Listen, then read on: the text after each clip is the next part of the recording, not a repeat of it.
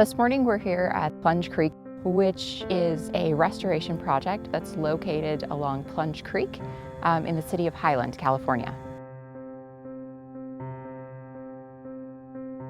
The goal of the Plunge Creek Restoration Project is pretty neat. One of them is restoring habitat for the endangered San Bernardino kangaroo rat. We're also restoring habitat for the Santa Ana River woolly star, which is a beautiful purple flower that you can see in the spring here in the wash. And the project also increases groundwater recharge into the Bunker Hill Basin.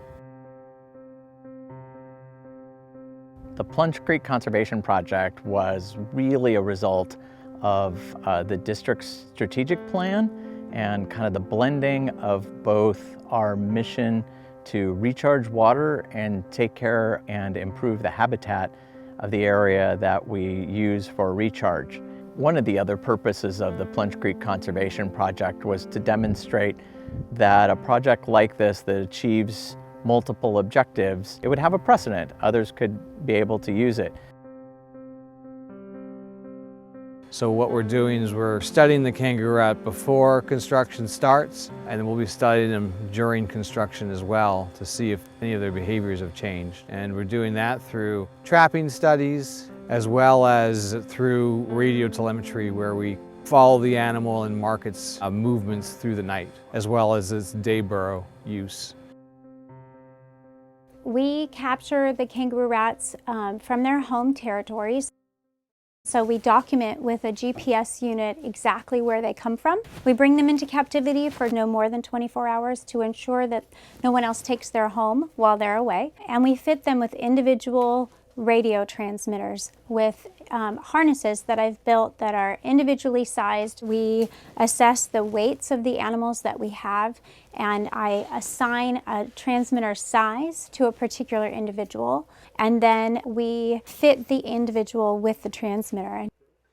Okay, so I'm just looping it onto the right leg, and then it's over his shoulder, and it's on. And so we're just going to put it back in there. And there he is.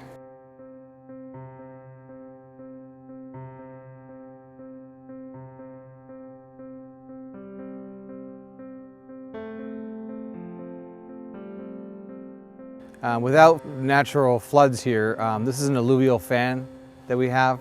And alluvial fans are created by regular storm events that wash away vegetation and deposit new sands. And so when you start getting dams and flood control structures, that all reduces the strength of the storm.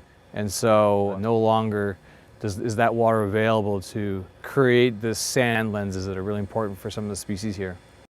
Some of the biggest hurdles with this project are the fact that we are doing something new and innovative. We first talked to the U.S. Fish and Wildlife Service, who we thought would love it because it was good for San Bernardino kangaroo rat, but it was going to disrupt some, as you see, in the construction process. And then we had to talk to the Corps of Engineers for a permit to work in waterways, which is of course what we're doing. The Santa Ana Regional Water Quality Control Board also issued us a permit.